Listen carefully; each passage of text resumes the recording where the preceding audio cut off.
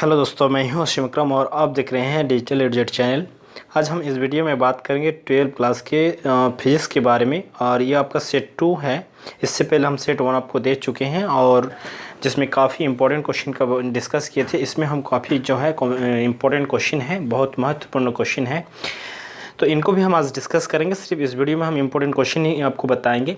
और इसी तरह अगर आपको हम और 3-4 सेट आपको देंगे तो इसमें लगभग कुछ और क्वेश्चन आपके पास इकट्ठा हो जाएंगे। खास करके जितने भी ऑब्जेक्टिव यहाँ पे इकट्ठा हो रहे हैं उन ऑब्जेक्टिव को आप सेलेक्ट करके एक जगह में राइट डाउन करिए, लिख के रखिए।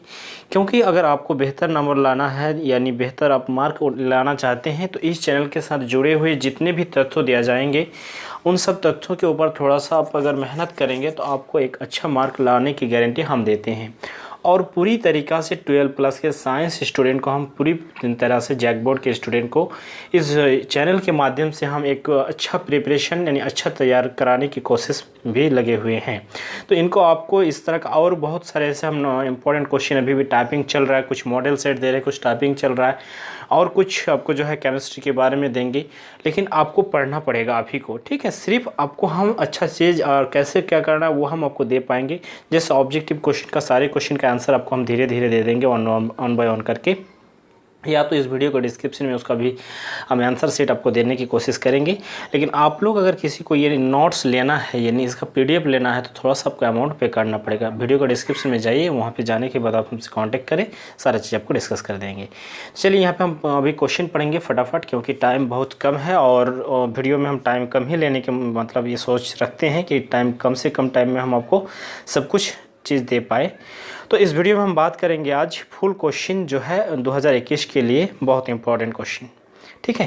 तो यहाँ पे दोनों भाषी जो है, हिंदी भाषी और अंग्रेजी भाषी, दोनों भाषी स्टूडेंट के लिए इम्पोर्टेंट है। तो हम हिंदी भाषा को पढ़ेंगे, बीच बीच में अंग्रेजी भी पढ़ेंगे।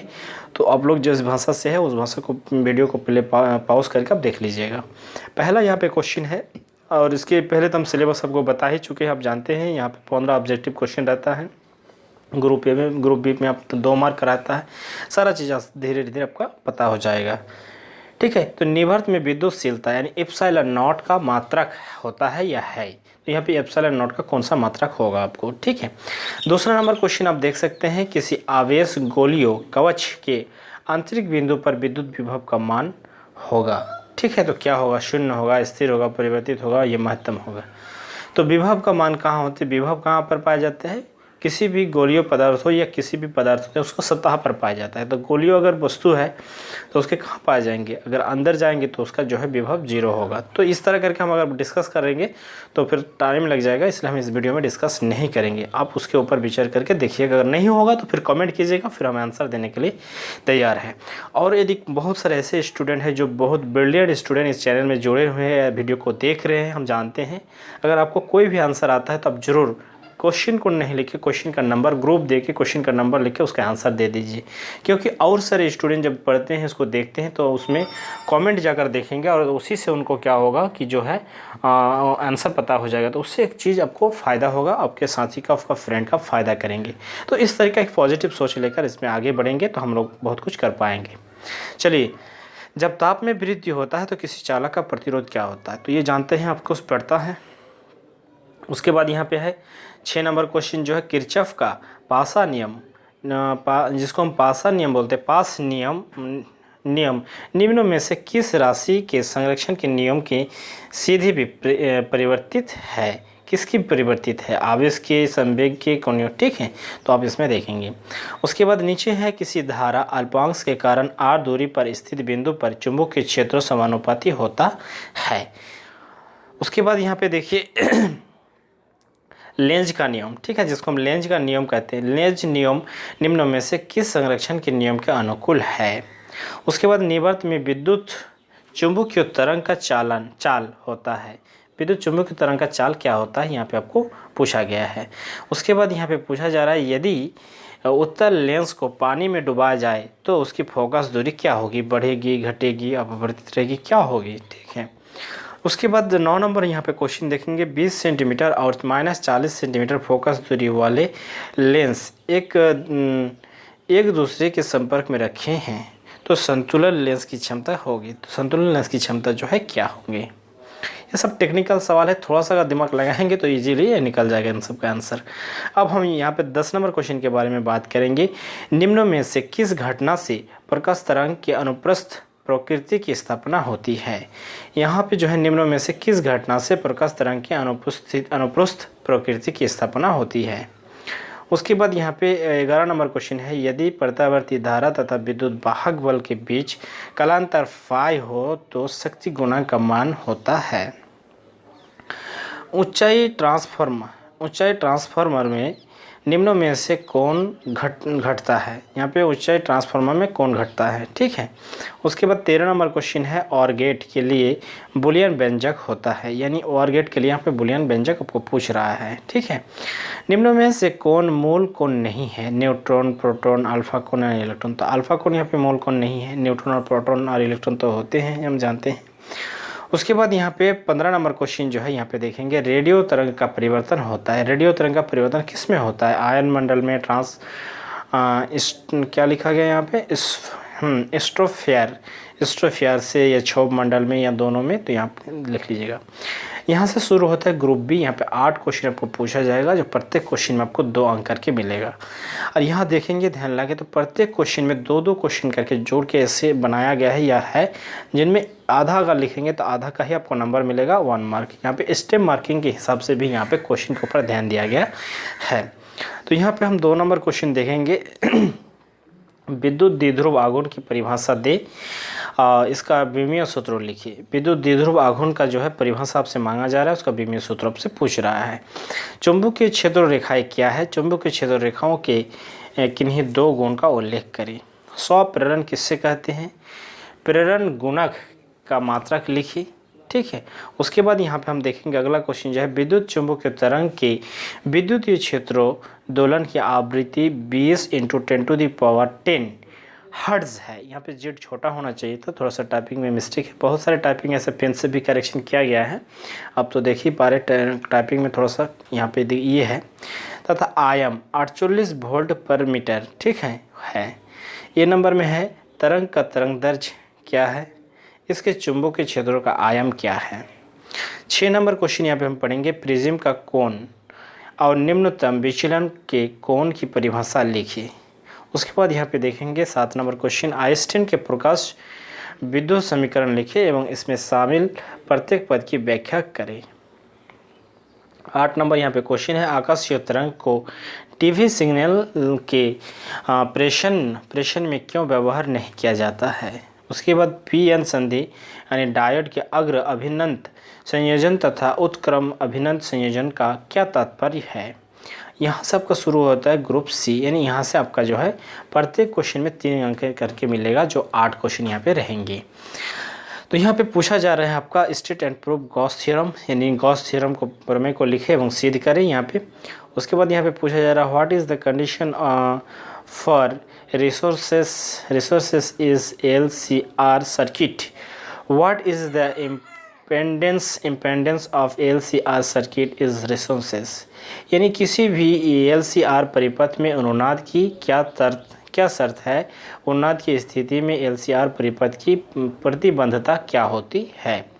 उसके बाद यहाँ पे तुल्य लेंस क्या है? संपर्क में 2 पतले लेंसों की फोकस दूरी 20 सेंटीमीटर है। यदि एक लेंस की क्षमता -3D हो तो दूसरे लेंस की फोकस दूरी क्या होगी? उसके बाद जब एक श्वेत प्रकाश की किरण किसी प्रिज्म से होकर गुजरती है तो उसका विक्षोभ हो जाता है, क्यों? प्रिज्म से विक्षेपण के कारण बैंगनी तरंग का विचलन महत्तम होता है, जबकि लाल तरंग का निम्नतम, क्यों? उसके बाद यहाँ पे 14 नंबर हम क्वेश्चन देखेंगे, किसी संधि डायोड की दृष्टिकारी के रूप में कार्य प्रणाली समझाइए। उसके बाद हाइड्रोजन स्पेक्ट्रम के बोर सिद्धांत को लिखिए, ठीक है। संचार तरंग के आवश्यक तत्व क्या है? एक ब्लॉक आरेख बनाकर संक्षिप्त में समझाइए। न्यूट्रॉन सब क्या समझते हैं? इनके 4 गुणों का वर्णन करें। तो ये था आपका 17 नंबर का क्वेश्चन, यानी यहाँ पे 3 मार्क वाला क्वेश्चन जो है कंप्लीट हुआ, यानी ग्रुप सी आपका कंप्लीट हुआ। अब हम जाएंगे ग्रुप डी के और यहाँ पे जो है प्रत्येक क्वेश्चन में आपको 5 अंक करके मिलेंगे। यहाँ पे 3 क्वेश्चन होगा, ये भी आपका जो है आखिरी क्वेश्चन के रूप में हम यहाँ पे ये करते हैं, जानते हैं, ठीक है। तो इसमें हम आपको यहाँ पे पूरी तरीक़ा से इसको बताएंगे और ख़ास करके हम सब यही रिक्वेस्ट रखेंगे कि उधर अगर आप 15 ऑब्जेक्टिव आपका सही हो जा रहा है या हो पाएंगे, जो कमज़ोर स्टूडेंट है उसको लिए हम एक थोड़ा सा आइडिया दे रहे हैं कि आप तैयारी किसके बेसिस पर करेंगे। और आप ग्रुप डी का, ठीक है, अगर कोचिंग आप नहीं ले पा रहे हैं या आपका इंस्टीट्यूट में अभी पढ़ाई उस तरह नहीं हो पाया है या आप पढ़ाई नहीं कर पा रहे हैं, कोई भी कारण हो सकते हैं आपके पास, अभी इंटरनेट के युग है, बहुत सारे कुछ आप बैठे बैठे घर बैठे कर पाएंगे। अगर आपकी पढ़ाई के ऊपर जुनून है, आप अगर उस पर तत्पर रूप से, यानी जिसको कंटिन्यूअस रूप से आप पढ़ेंगे तो हो जाएगा। जैसे यहाँ पे किरचॉफ लॉ है, ठीक है, इस लॉ को आप यूट्यूब के माध्यम से सर्च कर अपना नोट्स बना के रख सकते हैं, या आप कमेंट कीजिएगा, हम इसको नोट्स बना के तो ऑलरेडी बना रहे हैं, आपको हम एग्ज़ाम तक सब कुछ आपको हेल्प करेंगे। सिर्फ चैनल में आप बने रहिए, अब उसको लिए आपको क्या करना पड़ेगा वो आप ही जानते हैं, ठीक है। तो यहाँ पे मान के चलिए हम 3 क्वेश्चन का यहाँ पे 4 सेट देंगे तो 12 क्वेश्चन आपका बन जाएगा। 12 क्वेश्चन अगर आप बना लेंगे तो आपका सिलेबस में जो भी महत्वपूर्ण बड़े बड़े क्वेश्चन है वो क्वेश्चन खत्म हो जाएगा। तो इनसे 3 क्वेश्चन आपका इजीली बन जाएगा, या हमें 100% गारंटी दे सकते हैं। यहाँ पे देखिए, अगर 4 सेट आपको हम देंगे तो यहाँ पे एक 2 क्वेश्चन बन रहा है अथवा से, तो अथवा से 2 तो 3 2 6, यानी एक ही सेट में 6 क्वेश्चन, 4 सेट में 4 6 24 क्वेश्चन। 24 क्वेश्चन अगर आपको 5 मार्क वाला क्वेश्चन आप बना लेंगे तो हम इतना 100% आपको बोलेंगे कि 12 क्लास का जो एनसीईआरटी सिलेबस है या जैक बोर्ड के जो भी सिलेबस है वो पूरा आपका कंप्लीट हो जाएगा लॉन्ग क्वेश्चन में। और 15 ऑब्जेक्टिव अगर उधर बना लेंगे तो 15 और 15 30, और प्रैक्टिकल में आपको कितना मिलेगा आप सोचिए। तो आपका जो मार्क आप तुरंत आप हिसाब कर पाएंगे कि आप किस तरह पढ़ेंगे, ठीक है।